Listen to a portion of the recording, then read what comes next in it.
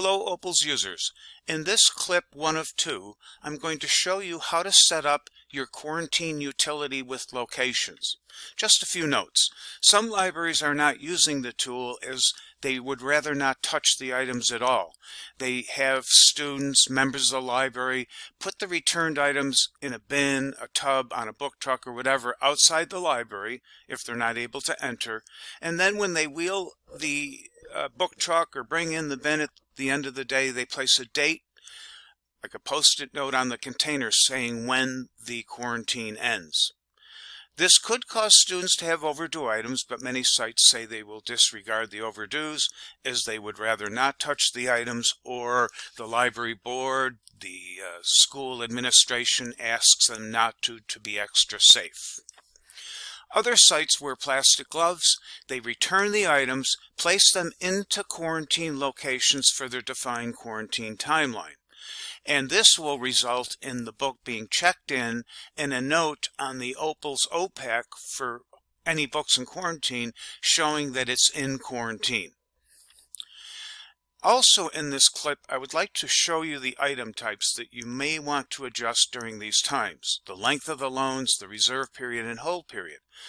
We have a site that the administration requires a 14-day quarantine, which would cause many overdues and holds expiring if they don't adjust the item types.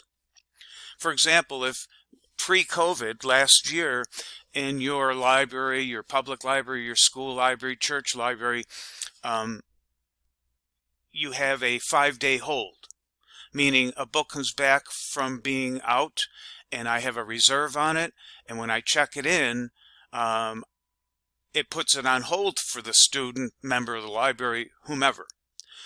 But if you're quarantined for 7 days or any longer than that, or even 6 days, my hold would expire, and you don't want that to happen. So I will be showing you how to adjust your item types.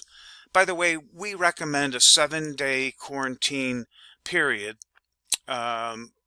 and also to increase the reserve period and the hold period. Finally, we also recommend that whatever you're using for the quarantined items, it's best not to put the books on top of one another, as the virus could last longer if books are stacked on top of each other, especially if they have a plastic covering on the outside, or DVD cases, CD cases, and the like. You will want some air circulating between the items, so if you put them in plastic bins, put them in the bins as they would look on the shelves, or on book trucks, or if you have empty shelves in the library that you could use, you could label each shelf, shelf 1, 2, 3, 4, etc. Now I'd like to show you how to set up your quarantine locations. It's quite easy, but a little planning is recommended. Are you going to use tubs? Do you have enough, or plastic bins? Or do you have enough book trucks or shelf space that you could label? So you'll want to kind of plan out where you're going to put quarantined items and have it, just planned out so that when you go to create the locations, you're all set. And that is what I'm going to do right now. I'm going to Administration, Reports and Tools. Under the Tools menu at the very bottom is the Quarantine Location. And this is where you will put in those locations for your quarantined items. I'm clicking New Location on the far right. I'm going to call it Bin 1, and it'll be 7 days. And I'll save it. I'm now going to add another location, bin number 2. 7 days is the default, so I'll save that. I could add bin 2, 3, 4, and 5, but I'll also say, well, let's say I only have 2 bins in my library. So I could have another location calling it the red book truck. And that will be 7 days as well. Or I could have another location saying shelf number 1, 7 days, and save. So now I've set up my locations, and at this time I'd like to mention the item types that I talked about with the notes. To get to the item types, I'm going to Administration, Preferences, Item Types,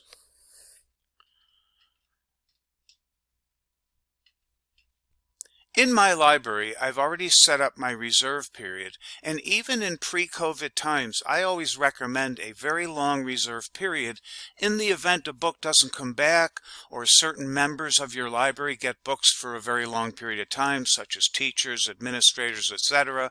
You don't want someone's reserve expiring because the book didn't come back in time or is still out, not even overdue to certain types of users. So I recommend usually 120 pre-COVID as well as these days. The hold period, oftentimes I see 3 to 10 days. So if you're in a school and you see John Schuster in the hallway, John, your book is in that you requested, you have 5 days to pick it up. But during these COVID times, you may not see your students or the members of your library, your church library, your public library, whatever, as often as you would normally. So you'll want to increase the hold period to cover that gap in seeing your students, members of your church library, whatever, because you won't be seeing them regularly. So the hold period is good because if it was at 5 days and the quarantine is at 7, my hold would expire while the book was in quarantine, and then I wouldn't be able to get the book. My hold would expire. So think about how long you will need for a hold period, how often you see the members of your library, and adjust the hold period accordingly.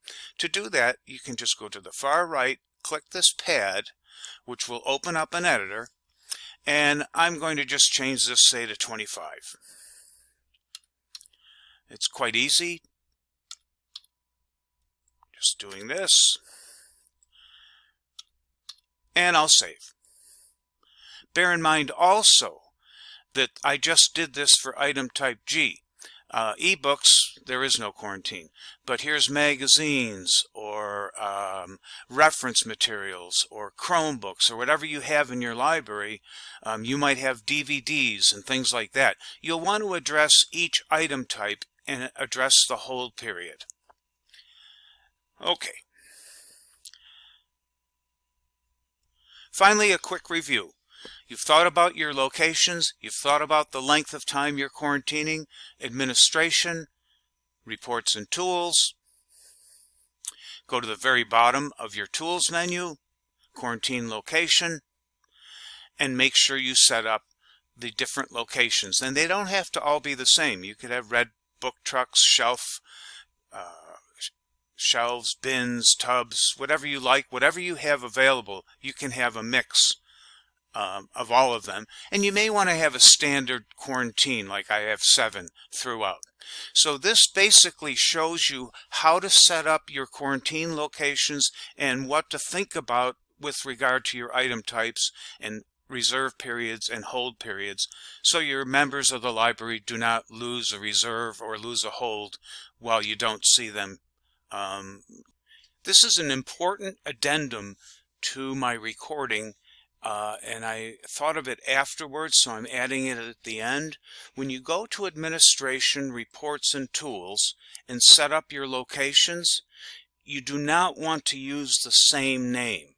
For example, my quarantine location, which I've covered earlier in this clip, you don't want to have the same name like bin, bin, bin. They have to be different names. And furthermore, one other note, if you have items in quarantine, let's go to my other site, you have 24 hours to put them in the bin. So in other words, if I'm going to my quarantine locations, and I'll just show you something here. These are my quarantine locations. The red means I can take them out of quarantine digitally, and I'll cover that in the next video on processing. Now, bin 10 was done yesterday. If I were to add another location,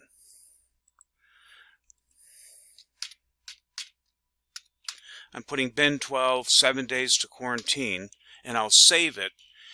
If I add another location and then I check an item out throughout the day, or I check items in, excuse me, throughout the day, and I quarantine them, you have that day to add to bin 12.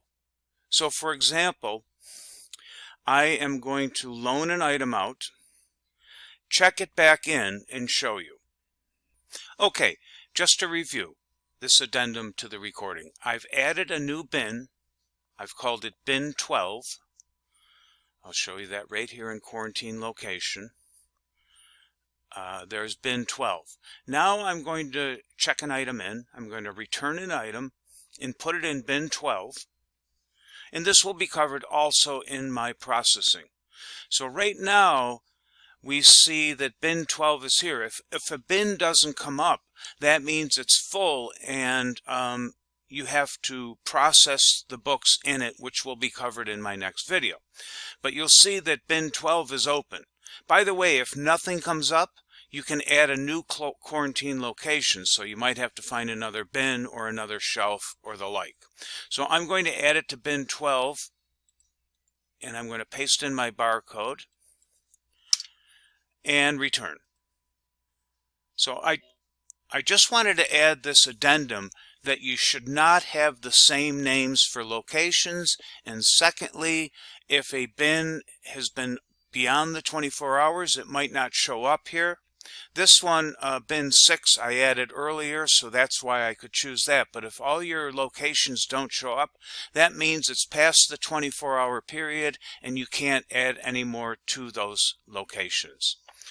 This will be covered again in my next clip on processing quarantined items, but I thought it was important to add to this setup. Thank you. Like normal. There will be another video coming out called Opals Quarantine Processing. Thank you very much.